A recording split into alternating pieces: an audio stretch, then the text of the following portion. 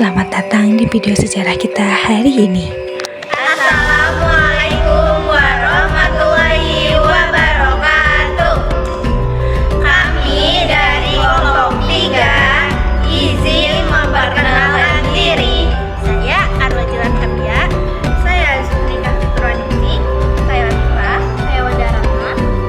Kita bakal bahas satu peristiwa besar yang pernah mengguncang Asia Tenggara, yaitu jatuhnya kerajaan Malaka ke tangan Portugis pada tahun 1511. Tapi tunggu dulu, ini bukan cuma cerita tentang perang dan penjajahan. Dari peristiwa ini banyak hal-hal yang memengaruhi kerajaan-kerajaan Islam di Nusantara. Yuk kita telusuri bagaimana sejarah itu terbentuk dan bagaimana semangat perlawanan lahir dari kejatuhan. Di abad ke-15, Malaka menjadi salah satu kota Nusantara yang paling kuat dan berpengaruh di Asia Tenggara. Letaknya yang strategis di Selat Malaka membuat kota ini menjadi pusat perdagangan internasional. Tapi bukan cuma itu, Malaka juga menjadi salah satu pusat penyebaran agama Islam dari berbagai daerah di Nusantara. Banyak ulama yang datang dan pergi dari sini membawa ajaran Islam. Mengapa Portugis menyerang Malaka? Portugis datang ke Asia bukan hanya untuk berdagang, tapi juga untuk menguasai perdagangan rempah-rempah. Mereka tahu siapa yang menguasai Malaka akan menguasai lalu lintas dagang di seluruh Asia Tenggara. Jadi, kejatuhan Malaka bukan hanya soal kekuasaan lokal, tapi juga perebutan pengaruh global. Penaklukan Malaka oleh Portugis. Pada tahun 1511, Portugis menyerang Malaka di bawah pimpinan Alfonso de Albuquerque dengan senjata dan kapal yang lebih canggih. Mereka berhasil menguasai kota ini dan menjadikannya sebagai koloni Eropa pertama di Asia Tenggara. Strategi Portugis setelah penaklukan. Setelah menguasai Malaka, Portugis membangun benteng besar bernama Afamosa. Mereka memaksakan aturan dagang baru dan mengenakan pajak tinggi, terutama kepada pedagang Muslim. Banyak pedagang merasa tidak aman dan mulai meninggalkan Malaka. Dampak terhadap perdagangan. Karena kondisi perdagangan di Malaka memburuk, pelabuhan-pelabuhan lain mulai meningkat, seperti Aceh di Sumatera, Demak di Jawa, dan Banten di wilayah barat. Mereka menjadi pelabuhan baru yang lebih aman dan ramah untuk para pedagang Muslim. Dampak khusus terhadap kerajaan-kerajaan Islam di Nusantara.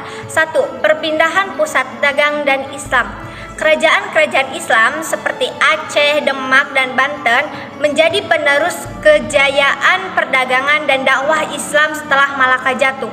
Aceh berkembang pesat karena banyak pedagang memilih pindah ke sana. 2. Penguatan militer dan perlawanan terhadap Portugis. Ancaman Portugis membuat kerajaan-kerajaan Islam di Nusantara memperkuat militernya. Aceh bahkan menjalin aliansi dengan Turki Utsmani untuk melawan dominasi Portugis. Dan Demak membangun kekuatan laut sebagai bentuk perlawanan. 3. Penyebaran Islam tetap berlanjut. Walau Malaka jatuh, dakwah Islam tetap hidup. Demak mengambil peran penting menyebarkan Islam ke Pulau Jawa. Kerajaan Islam lainnya ikut mendukung penyebaran Islam ke wilayah timur. 4. Munculnya kesadaran bersatu. Kejatuhan Malaka menyadarkan kerajaan Islam bahwa mereka tidak boleh berjalan sendiri-sendiri. Muncul semangat persatuan dan perlindungan terhadap sesama Muslim di Nusantara. Penyebaran Islam setelah Malaka jatuh. Jatuhnya Malaka memang sempat menghambat penyebaran Islam, tapi semangat dakwah tetap tumbuh. Kerajaan-kerajaan seperti Demak mengambil alih peran Malaka dalam menyebarkan agama Islam, khususnya di Pulau Jawa dan sekitarnya. Akhirnya semangat persatuan dan perlawanan. Kejatuhan Malaka membuat kerajaan-kerajaan Islam sadar akan pentingnya persatuan.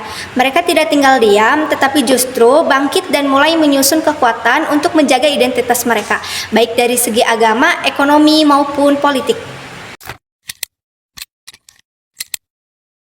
Jadi, meskipun jatuhnya Malaka adalah momen kelam dalam sejarah, dari peristiwa inilah lahir semangat perjuangan dan kebangkitan dari kerajaan-kerajaan Islam di Nusantara.